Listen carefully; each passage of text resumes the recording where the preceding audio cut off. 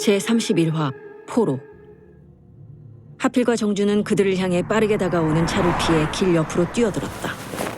차는 상향등을 켠 채로 하필 옆에 급정거했다. 파열음이 들렸다. 운전석에는 창우가 타고 있었다. 김 선생님, 어서 타. 창우는 6인승 SUV 자동문을 열면서 하필에게 씩 웃어 보였다. 하필은 정준과 함께 차에 올라탔다. 자, 이제 어디로 가면 되지? 하필은 일단 이것저것 물어볼 시간이 없었다. 혹시 오다가 그 형사 가족들 봤는가? 창우는 알았다는 듯 고개를 끄덕이고 바로 차를 출발시켰다. 창우는 의사소통의 단계를 줄이는 기술이 있었다. 행동으로 답하는 버릇이 몸에 밴 것이다. 정주는 왜 갑자기 거기서 창우가 차를 타고 나타났는지 궁금해했다. 창우는 씩 웃으면서 한마디로 말했다. 관찰하고 있었지, 모든 걸. 하필은 창우의 말이 무엇을 의미하는지 짐작이 갔다. 창우가 충성하는 대상은 보통 사람은 아니었다. 분명 이 연구소를 관찰하다가 군대가 오는 것을 봤을 것이다. 그리고는 여러 일들을 한꺼번에 처리할 수 있는 창우를 보냈고, 그러다가 결정적인 순간에 창우가 행동에 나선 것이 분명했다. 태훈의 가족들은 창우의 차를 보고 당황해서 골목 사이로 숨었다. 창우는 이제 하필이 나설 때라는 듯 자동문을 열어주며 하필을 쳐다봤다. 하필은 태훈의 가족들이 사라진 곳으로 달려갔다. 준서가 있어서 멀리는 못 갔을 것이다. 저 하필이에요. 밤중이라 소리내는 것은 위험할 수 있었지만 당장 좀비가 튀어나오는 것도 아니고 일단 창우가 있으니 싸워서 지는 일은 없을 것이다.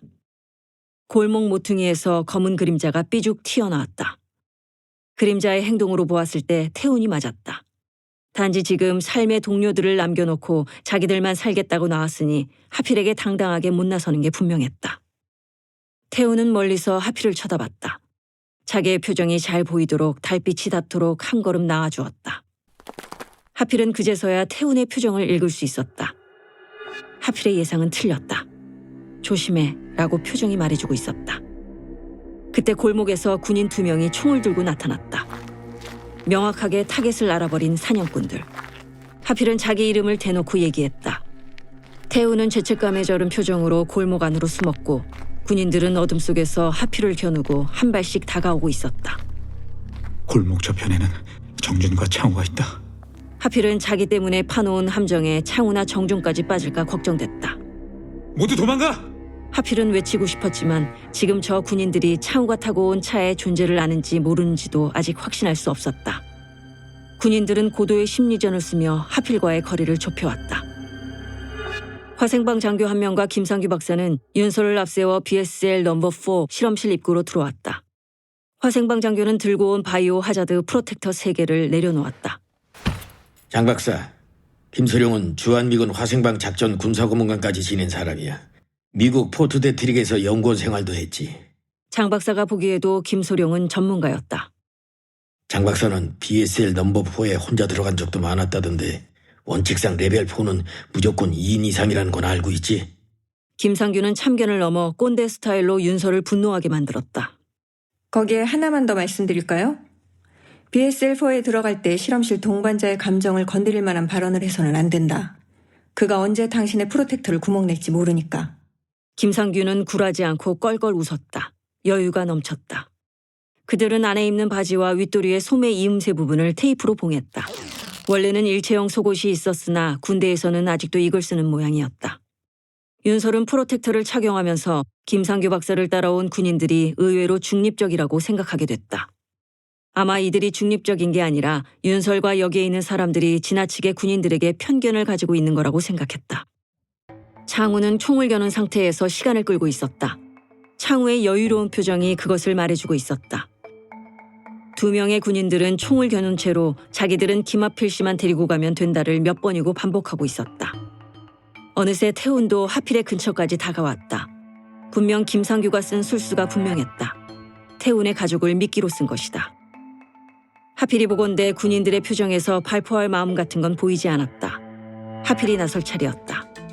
자, 그럼 저를 데려가는 대신 나머지 사람들은 다 보내주세요. 그리고 저는 나머지 분들에게 부탁을 하나 할게요. 총 한 발도 안 쓰고 아무도 안 다치고. 군인들은 총구를 바닥으로 내리고 한 발 물러섰다. 하필은 창우와 정준, 태훈을 불러 임신부가 있는 마을 금고 위치와 들어가는 법을 설명했다. 제발 그 임신부가 순산할 수 있게 해달라고 부탁했다. 군인들을 따라 하필은 어둠 속으로 사라졌다. 태운의 가족들을 차에 태운 창우와 정준이 엑셀을 밟으며 사라졌다. 그 사이 잠이 깬 조폭들이 어슬렁거리며 나타났다가 사라졌다. 하필은 군인들과 오랜 시간을 걸었다. 군인들은 이곳 지리를 잘 몰라서 길을 헤맸다. 그냥 편하게 저를 따라오세요. 저 이 동네에서 30년 넘게 살았어요. 하필은 그러나 긴장하고 있는 게 분명했다. 지금 하필 옆에서 걷는 이 두 명의 마음 약한 젊은이들은 그렇다 치더라도 무려 20년 넘게 하필에게 천사의 미소를 잃지 않았던 다중인격자 김상규를 하필은 만나러 가고 있기 때문이었다. 군인들이 가져온 연료 덕분에 예비 발전기가 잘 돌아가는 모양이었다. 제2 바이러스 병리 실험실은 원활하게 움직였다. 문의 자동 개폐와 스위치, 소독제들이 매끄럽게 프로토콜대로 작동됐다. 이제 저 문을 열면 남극 빙하 같은 곳에서 잠자고 있는 바이러스와 세균들이 있다. 창우와 정준 그리고 태훈의 가족은 마을 금고 안에 임신부를 차에 태웠다. 일단 마트로 가시죠. 제가 책임지고. 정준은 반대했지만 태훈의 가족은 은근히 마트에 있다는 종교 집단이 궁금했다. 일단 그곳으로 가면 굶어 죽거나 약탈의 대상이 되지는 않을 거라는 생각이 들어서였다.